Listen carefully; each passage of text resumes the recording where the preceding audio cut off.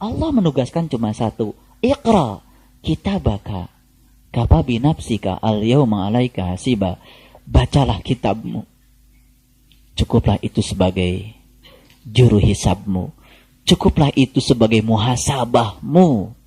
Muhasabah yang sesungguhnya terjadi ketika kita membaca kitab.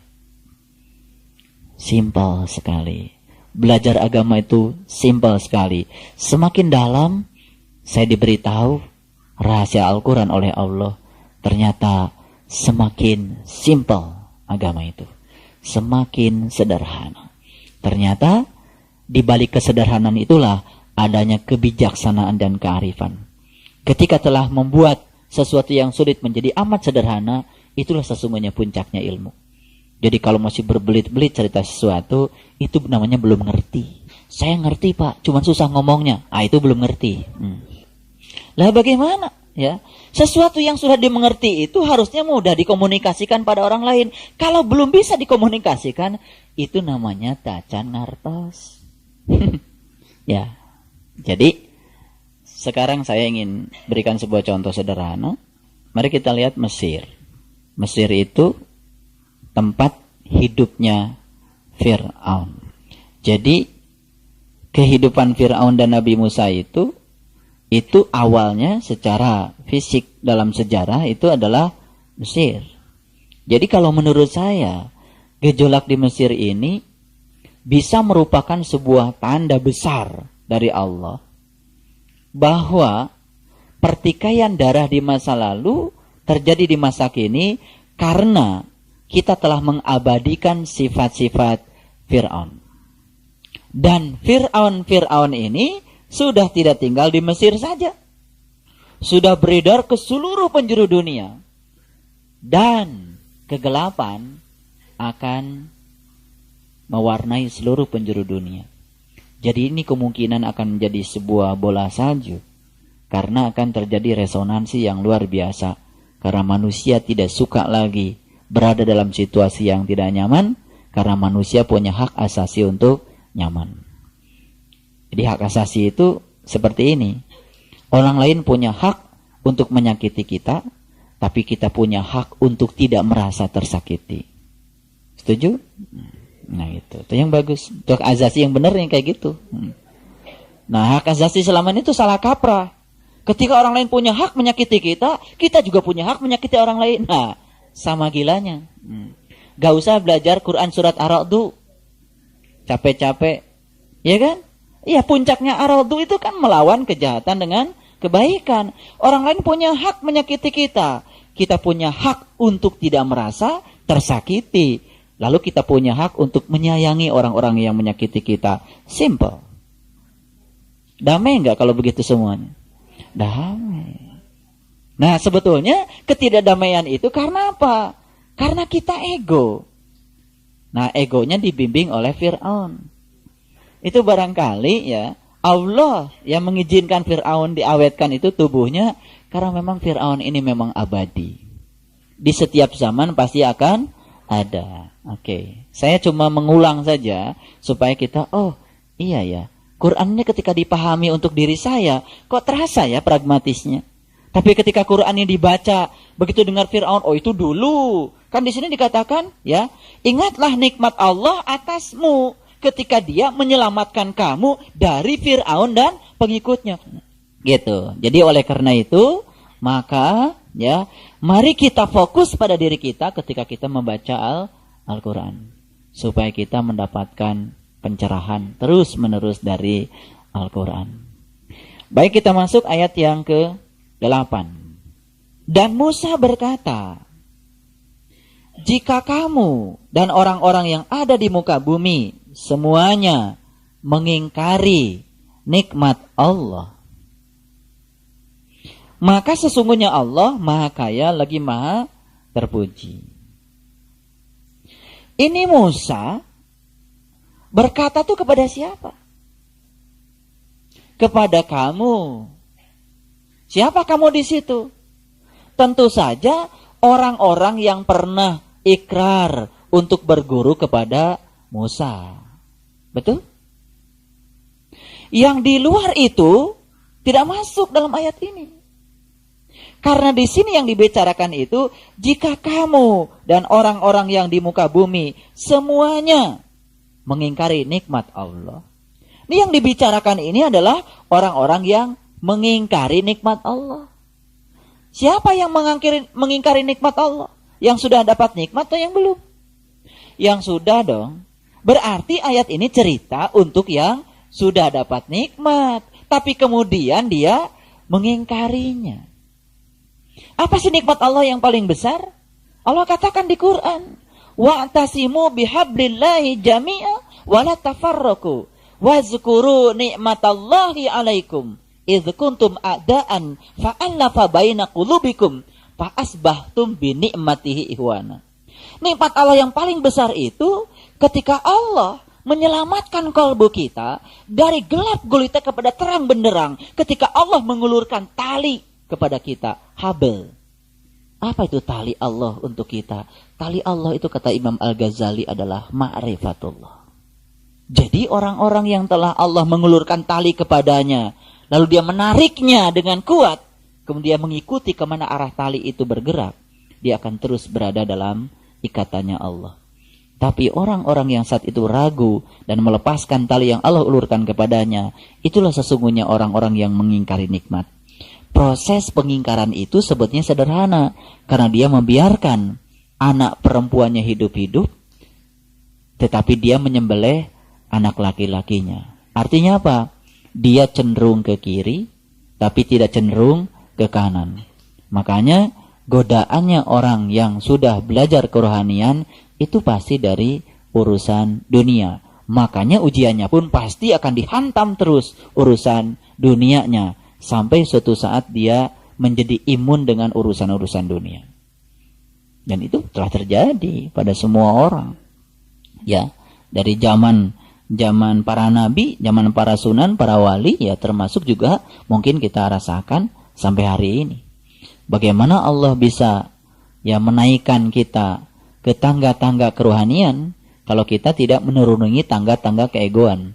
Dan ego itu kan berasal dari intelek. Intelek itu kan berasal dari kecenderungan kita ke wilayah kiri. Kan itu sesungguhnya. Jadi kan semakin hari semakin memahami. Ya Quran itu ternyata mungkin ayatnya lain. Suratnya lain. Kok ceritanya sama? Ya kan? Ceritanya sama. Jadi intinya adalah bagaimana kita bisa ya menarik diri kita dari kegelapan kepada cahaya yang terang. Benar. Baik, kita teruskan. Ayat yang ke-9. Mari kita lihat. Belumkah sampai kepadamu berita orang-orang sebelum kamu, yaitu kaum Nuh, kaum Ad, kaum Samud, dan orang-orang sesudah mereka. Ini kan cerita tentang kaum Nuh, itu yang ditenggelamkan.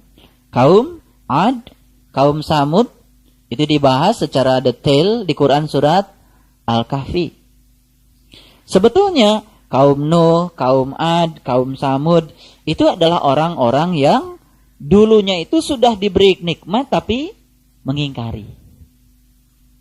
Tidak ada yang mengetahui mereka selain Allah. Telah datang rasul-rasul kepada mereka, membawa bukti-bukti yang nyata, lalu mereka menutupkan tangannya ke mulutnya. Ya, dan berkata, ya, sesungguhnya kami mengingkari apa yang kamu disuruh menyampaikannya kepada kami. Dan sesungguhnya kami benar-benar dalam keraguan-raguan yang menggelisahkan terhadap apa yang kamu ajak kami kepadanya.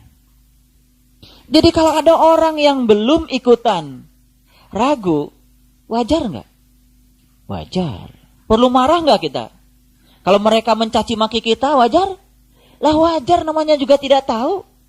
Jadi kalau kita sakit hati dicaci maki oleh orang yang tidak tahu, yang salah itu yang sakit hati. Gak lulus itu belajar ilmunya. Lah orang tidak tahu dipaksa untuk tahu, sebari tidak diberitahu. Jadi jangan kecil hati kalau kita dibilang itu sablain sama orang yang tidak tahu.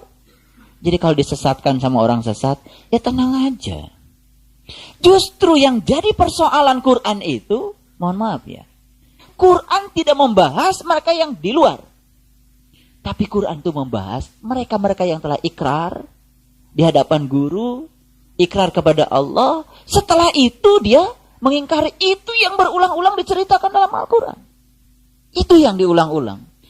Jadi di sini ya, ayat yang ke-9 itu cerita apa? Ini cerita ya, orang-orang yang telah mengikuti Rasul, sudah mendapatkan ilmu dari Rasul, kemudian dia itu berada dalam keraguan-raguan yang luar biasa, dan itu wajar juga, karena itu awal. Tapi ketika dia membiarkan dirinya dalam keraguan-raguan terlalu lama, sebetulnya yang salah itu bukan Rasulnya. Yang salah adalah dia membiarkan dirinya dalam keraguan-raguan yang terlalu lama. Jadi oleh karena itu maka kegiatan yang seperti inilah sebetulnya yang bisa membebaskan diri kita dari keraguan-raguan pada tingkat awal. Pada tingkat lanjut, Allah sendiri yang akan membebaskan keraguan-raguan kita lewat pengalaman spiritual kita. Jadi tidak ada jaminan orang bisa bebas dari keraguan dengan pengajian seperti ini. Pengajian ini tidak bisa menolong, cuma membantu untuk menolong, membebaskan keraguan-raguan. Membantu saja. Maka peran pengajian ini walaupun cuma sekedar membantu, tapi insya Allah akan memiliki kontribusi yang cukup besar. Baik, kita teruskan ya. Dan sesungguhnya kami benar-benar dalam keraguan yang menggelisahkan terhadap apa yang kamu ajak kami kepadanya. Betul nggak kita pernah mengalami seperti ini? Ya, awal-awal ketika kita diajak ke sini luar biasa kan? Terjadi suatu perubahan paradigma yang luar biasa. Maka disitulah perlu ada yang menenteramkan. Walaupun tidak ada jaminan, tapi setidak-tidaknya akan membantu seseorang untuk mencapai kedewasaan spiritualnya. Dan untuk mendorong seseorang sampai ke tingkat itu tuh memang perlu rutinitas, pengorbanan jelas, ya kan? Ya, itu komitmen. Itu komitmen. Ya, oleh karena itu maka kita pun harus terus berkomitmen. Ya, agar kita sampai pada tujuan dari pengajian ini. Baik, kita teruskan. Berkata rasul-rasul mereka, apakah ada keraguan-raguan terhadap Allah, pencipta langit dan bumi? Ada keraguan-raguan itu? Pasti ada ya, pada tingkat permulaan. Jadi sebetulnya perlu proses yang panjang dan kesabaran untuk membebaskan kita dari keraguan-raguan itu. Jadi boro-boro yang awal, yang sudah lama juga ternyata masih juga diselimuti oleh keraguan-raguan itu.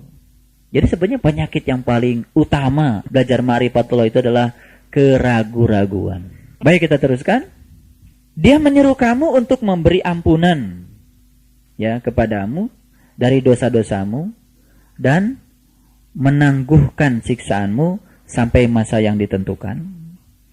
Mereka berkata, kamu tidak lain hanyalah manusia seperti kami juga. Kamu menghendaki untuk menghalang-halangi kami dari apa yang selalu disembah nenek moyang kami. Karena itu datanglah kepada kami bukti yang nyata. Jadi oleh karena itu ya, perjuangan para ulama kalau tidak didasari oleh bukti yang nyata kepada umat, ini tidak akan pernah tuntas. Nah, sebetulnya ya kalau kita mau jujur membaca sejarah, para nabi, para rasul itu yang pertama diajarkan itu adalah hal yang nyata. Pengalaman spiritual dulu yang diajarkan. Jadi syahadat itu bukan teori dulu, bukan ucapan dulu, tapi pengalaman dulu. Makanya ya ketika memasuki ya area ini, maka di sini kan semuanya dibalik. Ya, di sini semuanya dibalik. Kita diajarkan untuk mengalami yang nyata dulu. Penjelasan-penjelasan itu belakangan. Bahkan tanpa penjelasan pun, kalau sudah mengalami yang nyata, kita akan kuat mengimani sesuatu yang Allah berikan kepada kita. Nah, harusnya ya semua kita ini umat Islam untuk kembali kepada Al-Quran, melihat bagaimana sistematika Al-Quran mengajarkan keyakinan kepada umat. Ternyata Quran tuh mengajarkan yang nyata dulu. Jadi penjelasan dan teori itu belakangan. Tapi kebanyakan Ya, proses pendidikan agama di kita, pembelajaran agama itu lebih banyak pada aspek-aspek penjelasan dan teori. Dan sedikit sekali pengalaman yang nyata itu diberikan.